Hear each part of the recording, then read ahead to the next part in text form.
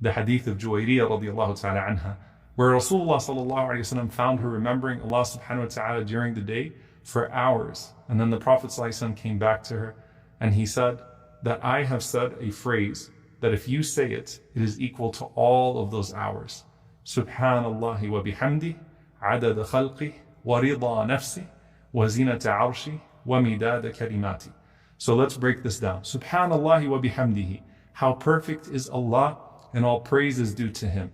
Adada khalqi. In accordance with however many of His creation He has created. So how much of the creation of Allah exists, has existed, will exist? Imagine a tasbih for each and every single one of the creation of Allah.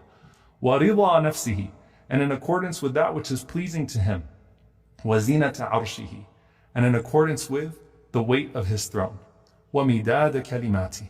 And the ink that records the words of praise of Him subhanahu wa ta'ala. Think about how weighty this dhikr is and engage yourself in it day and night. Subhanallah wa bihamdihi, adada khalqihi, wa rida nafsihi, wa zinata arshihi, wa midada kalimati. May Allah subhanahu wa ta'ala make us amongst those who praise Him day and night, who declare His perfection day and night, and forgive us for our shortcomings. Allahumma ameen.